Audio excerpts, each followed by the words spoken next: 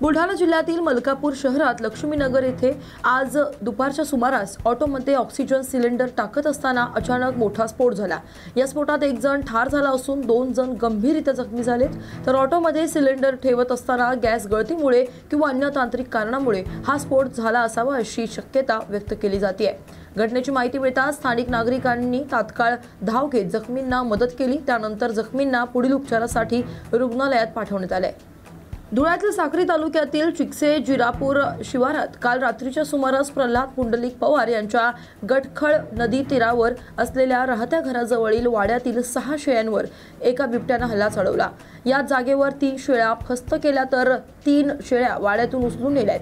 त्या शेळ्यांचाही अद्याप तपास लागलेला नाहीये। त्यामुळे चिकसे जिरापूर शिवारात रात्रीच्या शेतीला पाणी भरण्यासाठी शेतकऱ्यांमध्ये एकच भीतीचं वातावरण पसरलंय। आज दिनांक 20 रोजी पहाटे साधारण 3-3:30 वाजेच्या दरम्यानला चिकसी जिरापूर शिवारातील प्रल्हाद पुंडलिक पवार यांच्या शेतातील 6 बकऱ्या या हिंस्र प्राण्याने म्हणजे बिबट या प्राण्याने ठार केले। पैकी 3 बकऱ्या ज्या होत्या ह्या जागी आढळून आले आहेत आणि 3 फरार झालेले आहेत। तर त्या बिबटाचा आम्ही मागोवा घेण्यासाठी आमच्या पूर्ण टीमसह या ठिकाणी उपस्थित झालो। ड्रोनच्या सहाय्याने आम्ही ज्या ठिकाणी आम्हाला शंका होती त्या ठिकाणी ड्रोनच्या सहाय्याने आम्ही तपास केलाय। ड्रोनमध्ये तसं काही अजून आढळून आले नाहीये आणि पुढील खबरदारी म्हणून या ठिकाणी आता ट्रॅप कॅमेरा लावून परत रात्रीमधला ट्रॅप कॅमेरामध्ये काय अहवाल आहे तो हे चेक करू। परिसरातील सर्व शेतकऱ्यांना आणि या ठिकाणी शेतामध्ये वास्तव्यात असलेले सगळे शेतमजूर यांना आम्ही आवाहन केले की लहान मुलांना दिवसा आणि रात्री सुरक्षित ठिकाणी ठेवा, बाहेर पडू देऊ नका, जेणेकरून बिबटमुळे मानवहानी होणार नाही याची काळजी घ्या, अशा पद्धतीने आवाहन केले। आम्ही काल सायंकाळी जवळपास इथून साधारण 500 मीटर अंतरावरती बिबट आणि त्याचा एक सब ॲडल्ट एक पिल्लं आहे, तर त्याला आम्ही ट्रेस केला। त्याचं फोटोही आम्ही मोबाईलमध्ये चित्रीकरण केले, फोटोही घेतलेले आहेत। आणि म्हणजे या एरियामध्ये बरेच बिबटची संख्या आहे। पैकी हे जे 2 आहेत मादी बिबट आणि त्याचा एक पिल्लू हेच यांना नदीच्या किनारून पुढे सरकल्याचा आमचा अंदाज आहे। संध्याकाळी ते माझ्या शेतातनं लाईव्ह प्राणी संध्याकाळी 6 वाजता निघाले, ते वनपाल यांनी देखील पाहिलेत आणि त्यानंतर रात्री ही सदर घटना घडलेली। तर या घटनेमध्ये त्या गरीब शेतकऱ्याचं हे दुसऱ्यांदा नुकसान झालेलं आहे। शासनाने याच्याकडे लक्ष द्यावं अशी परिसर कोणता आहे? हा एरिया जो आहे हा जिरापूर शिवार, तिकडे चिकसे शिवार आणि पिंपळ शिवारचा हा शिवबांध आहे। या ठिकाणी या सतत घटना घडत असतात। या आमच्या शेतीच्या भागामध्ये काही शेतमजूर असतात, त्यांची मुलं देखील इथून पायी शाळेत जातात। इथं हाकेच्या अंतरावरच जिल्हा परिषद शाळा आहे, इकडे एक सियान इंटरनॅशनल स्कूल आहे। या ठिकाणी बरेच सारे विद्यार्थी लहान मुलं शिकत आहेत। जवळपास 700 ते 800 विद्यार्थ्यांची संख्या आहे आणि ह्या विद्यार्थ्यांना देखील भीतीचं वातावरण त्यांच्या याच्यात पण निर्माण झालं नाही आणि त्यांनाही दुखापत होण्याची शक्यता नाकारता येत नाही। प्रशासनाला ही आमची कळकळीची विनंती आहे। या ठिकाणी रात्रीची लाईट असते, शेतकऱ्यांना पाणी भरायला देखील भीती निर्माण झालेली आहे। शेतमजूर कामाला यायला देखील डगमगतात आणि शासनाने ताबडतोब यांचा बंदोबस्त करावा। याचं आयडेंटिफिकेशन झालेलं आहे आणि यांनी त्वरित इथं पिंजरा लावून त्यांच्या जंगलात त्यांचं जिथं अस्तित्व असतं त्या ठिकाणी मानवी वस्तीत यांना पाठवू नका। इथून पुढे तरी कांद्यावरती निर्यात बंदी आणि निर्यात शुल्क लागू नये एवढीच अपेक्षा। सदाभाऊ खोत यांची प्रतिक्रिया। महाराष्ट्रामध्ये नगदी पीक म्हणून कांद्याकडे पाहिलं जातं आणि विशेषतः उत्तर महाराष्ट्र असेल, खानदेश असेल, मराठवाड्याचा काही भाग असेल, मोठ्या प्रमाणामध्ये कांदा लागवड होत असते। आणि कांदा हे पीक गेली अनेक वर्ष झालं संवेदनशील पीक झालेलं आहे, राजकीय मुद्दा सुद्धा बनत चाललेला आहे आणि वारंवार कांदा उत्पादकावरती या देशामध्ये अन्याय होत आलेला आहे। केंद्र सरकारनं नुकतीच कांद्यावरची निर्यात बंदी उठवली, निश्चितपणाने मी त्याचं स्वागत करतो, परंतु कोणत्याही शेतमालावरती शेतकऱ्याच्या पिकावरती निर्यात बंदी, निर्यात शुल्क खऱ्या अर्थानं लावलं गेलं नाही पाहिजे. शेतीसुद्धा एक उद्योग आहे, उद्योग म्हणून त्याकडं पाहिलं पाहिजे. ज्यांना कांदा खायला महाग वाटतो अशाने निश्चितपणानं शेतकऱ्याच्या बांधावरती यावं. 4-2 सऱ्या शेतकऱ्याच्या शेतातल्या भाडेपट्ट्यावरती घ्यावा, कांदा लावावा आणि त्याच्यावर कुशाल रात्रभर झोपावं. परंतु शेतकऱ्याची माती करू नये ही भूमिका एक शेतकरी चळवळीतला कार्यकर्ता म्हणून आम्ही नेहमीच घेत आलेलो आहे. आणि सरकारनं कृपा करून इथून पुढं तरी कांद्यावरती निर्यात बंदी आणि निर्यात शुल्क लावू नये एवढीच मी माफक अपेक्षा व्यक्त करतो. परमेश्वराला जेवढं मानतो तेवढंच शिवरायांना देखील आम्ही मानतो. मंत्री गुलाबराव पाटील यांची प्रतिक्रिया. नोकऱ्या देणार, पण याच तरुणांच्या बेरोजगारीवर ध्यान हटवण्यासाठी औरंगजेबाच्या कबरीचा वाद उठवून काढला जातोय असं आरोप होतो. हे बघा, छत्रपती शिवाजी महाराजांचा या ठिकाणी वाद आम्ही उडून काढला नाही. औरंगजेब हा कसा संत होता असं काही लोकांनी विधानसभेमध्ये भाषण केलं. त्या आमदारांना आपण सुद्धा काही समज दिली पाहिजे. हे कोणी वाद काढले? छत्रपती शिवाजी महाराज, संभाजी महाराज हे आमचं दैवत आहे. आम्ही परमेश्वराला जेवढं मानतो तेवढं त्यांना मानतो आणि ते कोणी विसरू शकत नाही. तुम्ही सुद्धा विसरू शकत नाही. त्यामुळे कोणी त्याची पुष्टी करत असेल की औरंगजेब देव होता आणि ज्यांनी बापाला जेलमध्ये टाकलं, ज्यांनी भावाचा खून केला आणि सत्ता मिळवली, त्या औरंगजेबाची पुष्टी तुम्ही करता. आमचे संभाजीराजांनी धर्मांतर करा म्हणून किती ऑफर आल्या, मुलगी देतो म्हणून ऑफर आल्या, सत्ता देतो म्हणून ऑफर आल्या. त्यांनी जीव गमावला पण आपला धर्म सोडला नाही. त्या राजांची बरोबरी तुम्ही औरंगजेबाशी करता. बघा, आम्ही काय सगळं ऐकतच राहायचं काय? प्रकारे घडतं ते आपली कधी थांबतो? बघा, या ठिकाणी रोजगार मेळावा निमित्ताने मी या ठिकाणी आलो होतो आणि रोजगार मेळावा या ठिकाणी उपस्थिती दिलेली आहे.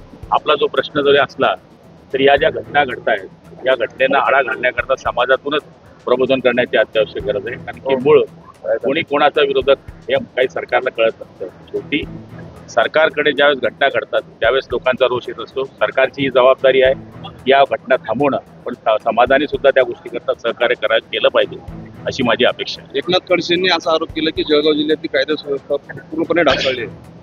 हे बघा, अपूर्ण माहितीवर जर कोणी बोलत असेल तर ती गोष्ट खोटी आहे. मूळ जळगावमध्ये काल जी घटना घडली, गायीच्या भांडणावरून ती घटना घडलेली आहे. आणि जर आपण कलम वाचले तर त्या ठिकाणी निश्चितपणाने ज्या मुलीला गाडीमध्ये नेलं गेलं ती ॲम्ब्युलन्स शिवसेनेची होती. त्यामुळे आम्हाला ती घटनेची माहिती मिळाली. पूर्ण माहिती घेतल्याशिवाय कलम कुठली लागली ते न पाहता, पोलिसांचं स्टेटमेंट न पाहता, गावात कोण साक्षीदार ते न पाहता, कोणाच्याही मुलीच्या बाबतीमध्ये असे आरोप करणे आणि किल्ल्याची सगळी वाट लागली आहे असं म्हणणं मला तरी वाटतं उचित होत नाही. त्याने असं म्हटलं की वारंवार या प्रकारच्या घटना जळगाव जिल्ह्यामध्ये होत आहेत. आम्हाला मंत्री 2 मंत्री आहेत. हे बघा, ही घटना घडली त्यावेळेस अर्ध्या तासाच्या आत मी सिव्हिल हॉस्पिटलमध्ये पोहोचलो होतो. काल परवा आपल्याच चॅनलवरती आपण पाहिलं असेल. ही घटना माझ्याच मतदारसंघातली, माझ्या घरापासून 10 किलोमीटरची आहे. हे जळगाव जिल्ह्याला बदनाम करण्याचं षडयंत्र विरोधी पक्षाच्या आमदारांचं आहे. मला तरी असं वाटतं, मलाही मुलगी आहे, आरोप करताना कोणतीही मुलगी बदनाम होईल असे आरोप सांभाळून करावे अशी माझी त्यांना विनंती आहे. ऐतिहासिक किल्ले रायगडच्या पायथ्याशी पाचाड येथे विविध मागण्यांसाठी आज प्रहार जनशक्ती पक्षाचे अध्यक्ष व माजी आमदार बच्चू कडू यांनी 3 दिवसांचे अन्नत्याग आंदोलन सुरू केले. शेतकरी, दिव्यांग, विद्यार्थी आणि विविध घटकांसाठी सरकारने त्वरित ठोस निर्णय घ्यावेत या मागण्यांसाठी त्यांनी हे आंदोलन पुकारले. तर आंदोलनाच्या 3ऱ्याच दिवशी मंत्री योगेश कदम व रोजगार हमी मंत्री भरत गोगावले यांनी आज उपोषणस्थळी भेट दिली व दिव्यांग बांधवांच्या न्याय हक्कासाठी सरकार प्रयत्नशील असून मागण्यांची पूर्तता करण्यात सरकार सकारात्मक भूमिकेत असल्याचं त्यांनी म्हटलंय. शहीद भगतसिंग यांच्या स्मृतिदिनी विविध संघटनांचे निदर्शने आंदोलन सुरू आहे. राज्य सरकारने प्रस्तावित विशेष जनसुरक्षा अधिनियम 2024 कायदा रद्द करण्याची मागणी यावेळी करण्यात आली आहे. तर विशेष जनसुरक्षा अधिनियम 2024 हा नागरिकांच्या अभिव्यक्ती स्वातंत्र्याविरोधी असल्याचा आरोप देखील लगावण्यात आलाय.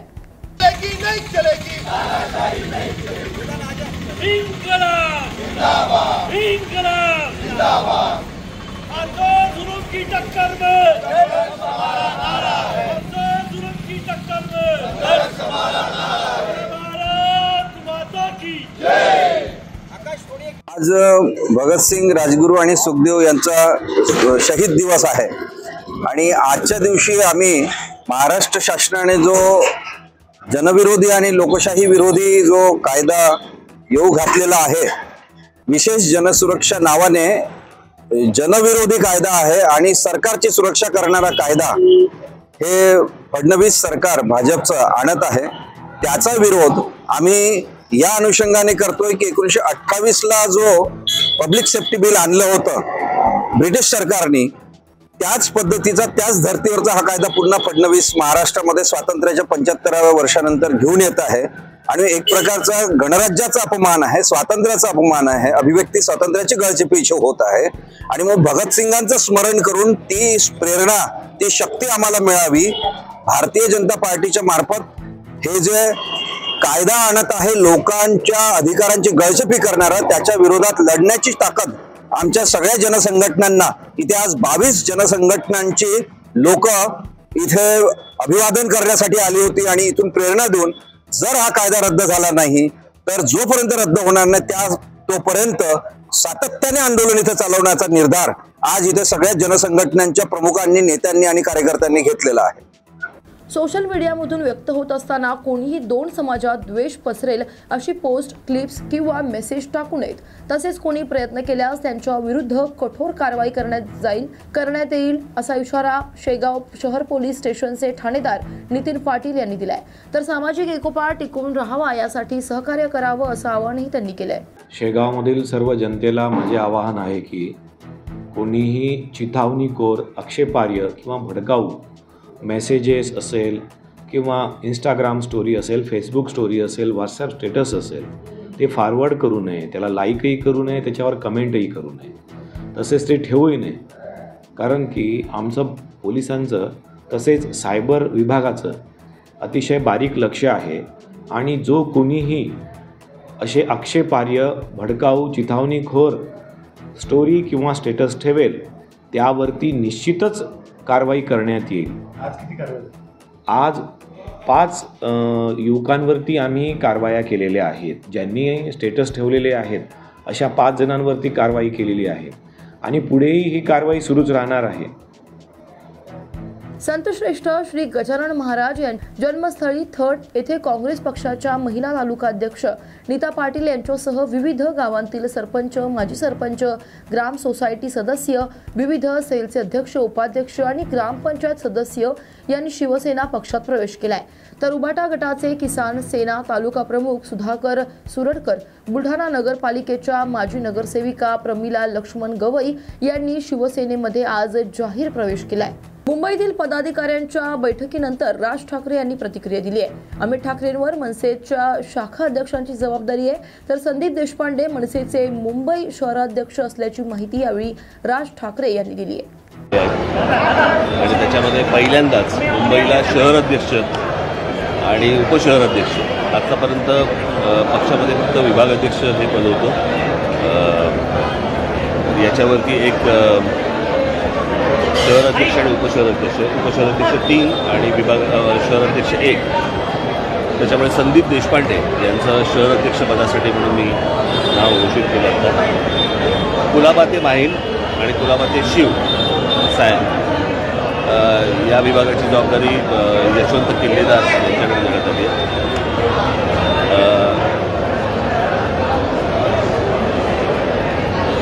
पश्चिमेकडचा भाग म्हणजे पश्चिमेकडचा म्हणजे गोरेगाव वगैरे हा सगळा कुणाल माइंडकर यांच्याकडे देण्यात आला आहे आणि या बाजूचा पूर्वेकडचा भाग हा योगेश सावंत यांच्याकडे शहर अध्यक्ष पदाची जबाबदारी दिली। त्यांनी काय कोणकोणत्या गोष्टी करायच्या आहेत ते आता मी 2 तारखेला त्यांच्या हातामध्ये सगळ्या गोष्टी देणार आहे आणि तसंच कालपर्यंत कोणकोणत्या गोष्टी करायच्या आहेत, कुठल्या चौकटीत काम करायचं आहे आणि कसं काम करायचं आहे, काय गोष्टी त्या सगळ्या त्यांना लेखी स्वरूपामध्ये दिल्या जातील।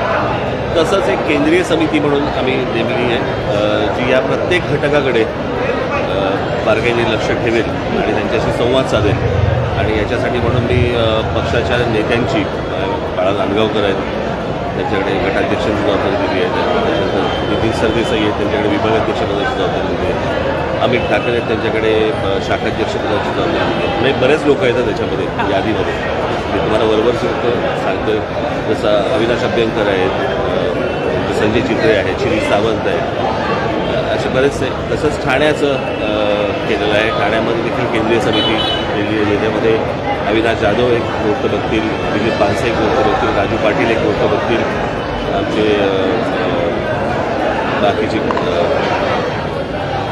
इतर जे आमचे सर्व लोक आहेत हे वेगवेगळ्या विंग्स, गजानन काळे एक बघतील. तर या प्रकारे म्हणजे या बाजूनेही पक्ष बांधला जाईल आणि या बाजूनेही पक्ष बांधला जाईल या दृष्टिकोनातही रचना करण्यात आलेली आहे. बघू कसं यश होतं. मुंबईप्रमाणे इतर शहरांना पूर्ण महाराष्ट्राला ही रचना लावण्यात येणार आहे. आत्ता पहिल्यांदा मुंबईने ठाणा केलं आहे, फक्त ठाणा म्हणजे पालघर पण नाही. तर त्याच्यामुळे ही आत्ता फक्त मुंबई आणि ठाण्याला केलेलं आहे आणि साधारणपणे एप्रिल-मे मध्ये बाकीच्या संपूर्ण महाराष्ट्राला ही रचना होईल. ज्या केंद्रीय समितीची निवड करण्यात आलेली आहे या केंद्रीय समितींना अधिकार पद निवडण्याचा असणार आहे का? ज्या केंद्रीय समित्यांचं नेतृत्व ज्यांच्याकडे दिलं आहे मला सांगून नक्की, परंतु तो निर्णय त्यांचा असेल. आणि पण मला त्यांनी त्याच्यामध्ये ते सगळं नमूद केलेलं आहे गोष्ट की एखाद्याला का काढला आहे आणि एखाद्याला का नेमलं आहे त्याचं कारण मला लागेल. मला वाटतं जबाबदारी निश्चित होईल, कारण तुम्ही ज्या प्रकारे भाषण करता तुमच्याकडून लोकांच्या अपेक्षा गर्दी खूप होती, मात्र मतपरिवर्तन ते कोणतरी होत नव्हतं. याचं कारण तुमचा राजकारणाचा अभ्यास कमी असल्यामुळे तुम्हाला हे प्रश्न पडतात. कळलं का? मला असं वाटतं वाजपेयी पण छान बोलायची, पण सत्ता खूप नंतर आली. बाळासाहेबांच्या बाबतीतही तसंच झालं. त्याच्यामुळे तुमचा राजकारणाचा अभ्यास झाला की आपण तुमच्याशी चर्चा करू. सर, एक विशेष कमिटी सुद्धा देण्यात आलेला आहे काय जातीयवादी किंवा 30 तारखेला चोपडा शहरातील बस स्थानक जवळील शहीद भगतसिंग रिक्षा युनियनच्या वतीनं हुतात्मा दिनानिमित्तानं अभिवादन करण्यात आलं. शहीद भगतसिंग रिक्षा युनियनचे अध्यक्ष तथा माजी उपनगराध्यक्ष भूपेंद्रभाई गुजराती यांच्या हस्ते भगतसिंग, सुखदेव आणि राजगुरू यांच्या प्रतिमेला पुष्पहार अर्पण करून अभिवादन करण्यात आलं. गेल्या 30 वर्षांपासून चोपडा शहरात शहीद भगतसिंग रिक्षा युनियनच्या वतीनं 23 मार्च रोजी हुतात्मा दिनानिमित्त अभिवादनाचे कार्यक्रम आयोजन करण्यात येत आहे. 23 मार्च हा दिवस शहीद भगतसिंग यांचा हुतात्मा दिवस म्हणून पाळला जातो. तरी चोपडा शहीद भगतसिंग ऑटो रिक्षा युनियनचे अध्यक्ष माननीय श्री भूपेंद्रभाई गुजराती यांच्या नेतृत्वात 30 वर्षापासून इथं चोपड्यात रिक्षा युनियनतर्फे भगतसिंग हुतात्मा दिवस हा 30 वर्षापासून जवळजवळ साजरा केला जातो. आणि या ठिकाणी जनतेचेही सर्व रिक्षा चालकांना भरपूर असे प्रेम मिळते. कारणही त्याला तसे आहे, कारण सर्व रिक्षा चालकांकडून समाजाची दिवस रात्र सेवा घडत असते. कधीही अर्ध्या रात्री फोन आला तरी आमचे रिक्षा चालक रात्री बेरात्री सर्वांना सहकार्य करतात. म्हणून तमाम चोपडा शहरातील जनतेचे सर्व रिक्षा चालकांना सहकार्य असते आणि सर्व जनता रिक्षावाल्यांवर भरपूर प्रेम करते. आणि त्यातल्या त्यात शहीद भगतसिंग ऑटो युनियनचे अध्यक्ष असतील, भूपेनभाऊ असतील, विजय बळगुजर असतील किंवा इतर सर्व रिक्षा चालक हे सर्व खेळीमेळीच्या वातावरणात 30 वर्षापासून हा दिवस साजरा करत आहेत. आणि सर्व रिक्षा चालकांना भगवान पांडुरंगाच्या आशीर्वादाने सर्वांना सुखाचे दिवस होत ही आजच्या दिवशी आमच्याकडून भगतसिंग ऑटो युनियनकडून श्रद्धांजली म्हणून अर्पण करतो.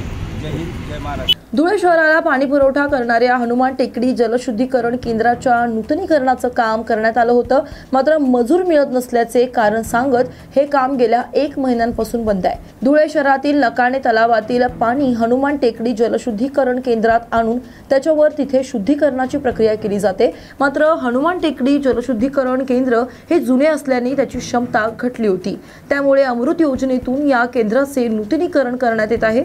तर जलशुद्धीकरण केंद्राच्या नूतनीकरणाच्या कामाला 2 महिन्यांपूर्वीच प्रारंभ होऊन देखील मजूर मिळत नसल्यानं हे काम सध्या बंद करण्यात आलं. हे काम तात्काळ सुरू करण्याची मागणी होतीये.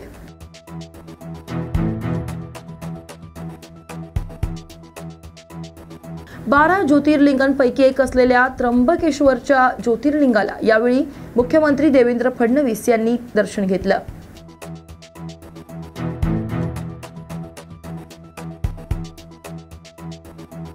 सरकारने महत्त्वाचा निर्णय घेतलाय. कांदा उत्पादकांना याबाबत फायदा होईल असं मंत्री गिरीश महाजन म्हणाले. आज मुख्यमंत्र्यांचा नाशिक दौरा आहे, त्र्यंबकेश्वर दौरा आहे, काय दौऱ्याचं नियोजन असतं? आज सकाळी थोड्याच वेळामध्ये 9 वाजता आम्ही कुंभमेळ्याला त्या ठिकाणी कुंभमेळ्याच्या निमित्ताने त्र्यंबकेश्वरला भेट देण्यासाठी जाणार आहोत. मुख्यमंत्री महोदय त्याकडे दर्शनं घेतील आणि कुंभमेळ्याच्या तयारीच्या संदर्भामध्ये त्या ठिकाणी माहिती घेतील. मला वाटतं याचा कुंभमेळा आपल्यासाठी एक चॅलेंजिंग आहे, एक मोठं आव्हान आहे. कारण आपण प्रयागराजला जर बघितलं तर एवढी मोठी गर्दी, अलोट गर्दी त्या ठिकाणी लोटलेली होती आणि म्हणून याही ठिकाणी मोठी गर्दी त्या ठिकाणी होईल. म्हणून त्याची पूर्वतयारी आता 2 वर्षाला 2 वर्ष राहिलेले आहेत आणि म्हणून त्याच्या तयारीच्या संदर्भामध्ये अधिकाऱ्यांशी चर्चा, त्या ठिकाणी प्रत्यक्षामध्ये जाऊन त्या ठिकाणची पाहणी मुख्यमंत्री महोदय करणार आहेत.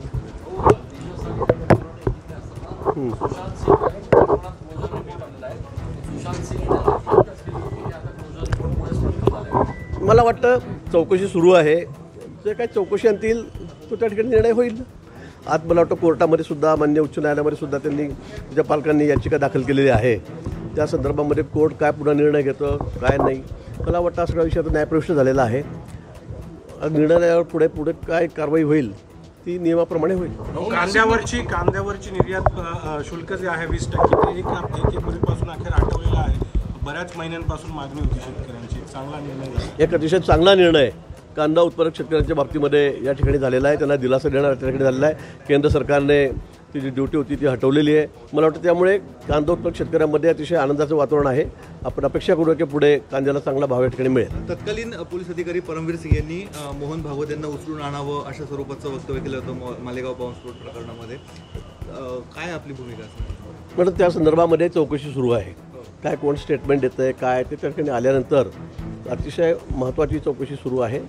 त्यानंतरच त्या बाबतीमध्ये निर्णय होईल. वकिलांनी त्याच्या स्वरूपाचं वक्तव्य केलं होतं. वकिलांनी स्टेटमेंट दिलेलं आहे, वक्तव्य केलेलं आहे. पण त्या बाबतीमध्ये सखोल चौकशी सुरू आहे. त्या बाबतीमध्ये चौकशी होईल आणि त्यानंतर काय जे असं सत्य असेल ते समोर येईल. कुंभमेळ्याची नाशिकमध्ये बैठक आहे. अनेक लोकप्रतिनिधींना या निमंत्रण नाही असं देखील कळत आहे. आमदार खासदार असतील यांना देखील बोलण्यात आलं. मंत्र्यांना पण बोलवलं नाही असं नाही, मंत्र्यांना बोलवलेलं आहे. आजची बैठक अतिशय धावती बैठक आहे. साहेबांना 11 वाजता पुन्हा एक कार्यक्रम आहे आणि म्हणून पाहणी केल्यानंतर साहेब या ठिकाणी येतील. मंत्री महोदय 3 या जिल्ह्यातले ते आहेत. कुंभमेळा म्हणून मी आहे, आम्हाला या ठिकाणी बोलवलेलं आहे. पुढच्या आठवड्यात साहेब येतील. कारण साहेबांनी सांगितलं मी दर 10 प्रदेशातून या ठिकाणी भेट देईल आणि त्यावेळेला पुढच्या बैठकीला सर्व आमदार आहेत, खासदार आहेत, त्याच्यासोबतही बैठक होईल. मी एक 3-4 दिवसात पुन्हा येईल अधिवेशन संपल्यानंतर. त्यावेळेला सुद्धा आम्ही सर्व आमदार खासदार या ठिकाणी बसणार, लोकप्रतिनिधी आम्ही बसणार आहोत. साधू महंतांची नाराजी आहे, त्यांना विश्वासात घेतलं अजिबात असं काही कुठे नाही आहे. कालच आमचे जिल्हाधिकारी, आमचे सगळे अधिकारी एक त्र्यंबकेश्वरला जाऊन आले, त्यांची बैठक झाली. अतिशय सगळे समाधान त्यांनी त्या ठिकाणी व्यक्त केलेलं आहे. एक 2-3 दिवसामध्ये मी पुन्हा येईल. त्यावेळेला सर्व जे आमचे साधू संत आहेत, महंत आहेत, त्यांच्यासोबत आम्ही बैठक करू.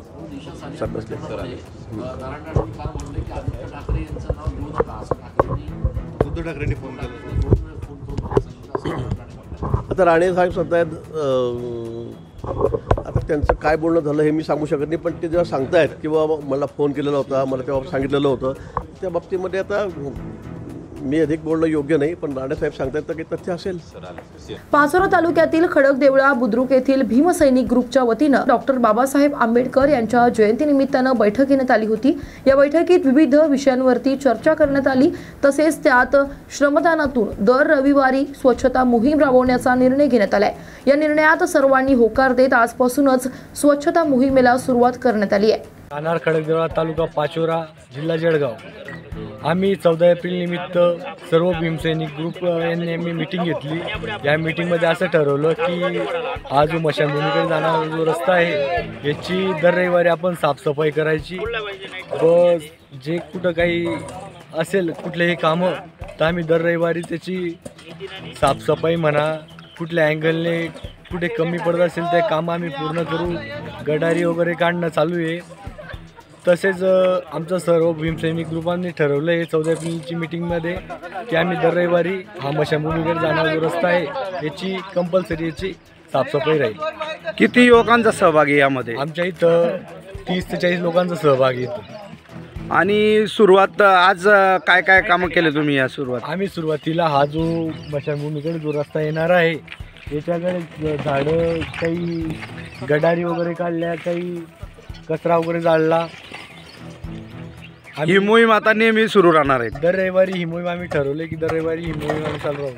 उन्हाळ्यात सर्वांनाच फॅन कूलरची गरज असते, मात्र अशातच समजा दिवसा 8 ते 10 तास विद्युत पुरवठा खंडित राहिला तर नागरिकांना मोठा त्रास सहन करण्याची वेळ येते. गोंदिया जिल्ह्यातील आमगाव, सालेकसा, देवरी, गोरेगाव या तालुक्यातील नागरिकांना हा त्रास सहन करावा लागतोय. गेल्या 3 दिवसांपासून 8 ते 10 तास विद्युत पुरवठा खंडित असल्याचं इथे सांगण्यात येत आहे. त्यामुळे नागरिकांना हा नाहक त्रास सहन करावा लागतोय. मी संजय वैकार, तालुका काँग्रेस समितीचा अध्यक्ष. आम्ही MSCBला कालच निवेदन दिलेलं आहे. मागील 4 दिवसापासून आमगाव तालुक्यातील आणि 4 आणखी तालुक्यातील म्हणजे सालेकसा, देवरी आणि गोरेगाव या 4 तालुक्याला MSCBच्या विद्युत पुरवठा खंडित झालेला आहे. तरी आमगाव आणि सालेकसाला खूपच जास्त त्रास होत आहे. आज आमगाव तालुक्यातील शेतकरी, विद्यार्थी आणि जनतेला एवढा भर उन्हाळ्यामध्ये उन्हाचा आज त्रास होत आहे आणि विद्युत पुरवठा 8 ते 10 तास खंडित झालेला आहे. तरी माझी विद्युत विभागाला हेच विनंती आहे की त्यांनी लवकरात लवकर ट्रान्सफॉर्मरची व्यवस्था करावी.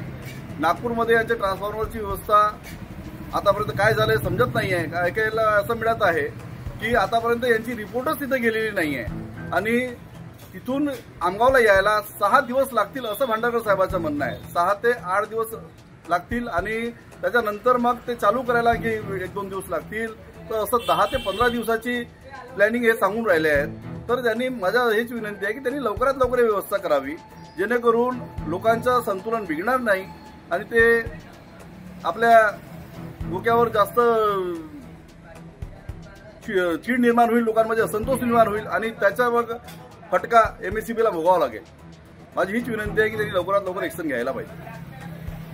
आमदार दादाराव केचे हे विधान परिषदेचे आमदार झाल्यानंतर प्रथमच आर्वी शहरात दाखल होताच त्यांचं जंगी स्वागत करण्यात आलं. आर्वी येथील छत्रपती शिवाजी महाराज चौकातून भव्य रॅली निघाली तर ढोल ताशांच्या गजरात भाजपा कार्यकर्त्यांनी यावेळी ठेका धरला. JCBच्या माध्यमातून फुलांची उधळण करण्यात आली. या रॅलीमध्ये दादाराव केचे यांच्यासह आमदार सुमित वानखेडे व भाजपा पदाधिकाऱ्यांची मोठी उपस्थिती दिसून आली. साधारणतः 2009 मध्ये या मतदारसंघामध्ये नव्हे तर या जिल्ह्यामध्ये दादाराव केचेच्या रूपानं कमळ फुललं. विधानसभेवर माझ्यासारख्या सामान्य कार्यकर्त्यावर विश्वास दाखवून पक्षाच्या हजारो कार्यकर्त्यांनी अथक परिश्रम घेतले, पक्षाचं काम मोठं केलं आणि त्यातूनच माझा विजय संपादन झाला. यामध्ये कार्यकर्त्यांचा मोठा वाटा आहे. या विधानसभेच्या निवडणुकीमध्ये 28 तारखेला जेव्हा पक्ष 100% तिकीट देणार या भावनेतूनच 28 तारखेला पक्षाचा फॉर्म आणि अपक्ष असे दोन्ही फॉर्म टाकलेत. 30-35 हजाराची संख्या तो फॉर्म भरण्यासाठी होते. एकंदरीत पक्षाच्या कार्यकर्त्यांची ताकद या मतदारसंघामध्ये किती आहेत हे नेत्यांच्या सुद्धा कानावर आलेत. 28 तारखेला प्रचंड गर्दीच्या माध्यमातूनच जो फॉर्म आपण भरलात त्या फॉर्मची दखल 100% वरिष्ठांनी घेतलीत. या राज्याचे सन्माननीय मुख्यमंत्री देवेंद्रजी फडणवीस साहेब, भारतीय जनता पार्टीचे महाराष्ट्राचे अध्यक्ष चंद्रशेखरजी बावनकुळे, राष्ट्रीय अध्यक्ष आणि केंद्रीय मंत्री अमित शहाजी आणि लड्डाजी यांनी सुद्धा त्या प्रचंड गर्दीच्या माध्यमातूनच ते दखल घेण्यात आली. आपण दादाराव केचेचा फॉर्म वापस घेतल्याशिवाय आपला उमेदवार निवडून येऊ शकत नाही,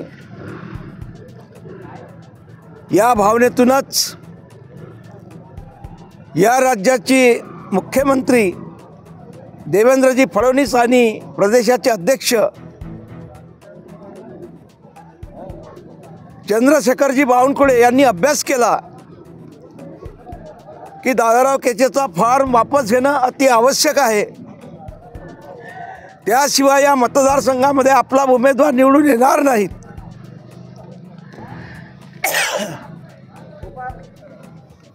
आणि म्हणूनच या राज्याचे मुख्यमंत्री देवेंद्रजी फडणवीस आणि प्रदेशाध्यक्ष चंद्रशेखरजी बावनकुळे यांनी विचार केला, स्पेशल विमानानं मला अमितजी शहाकडे घेऊन गेलेत. पक्षाचं कुठंही नुकसान होऊ नये या भूमिकेतूनच मी सुद्धा निर्णय घेतला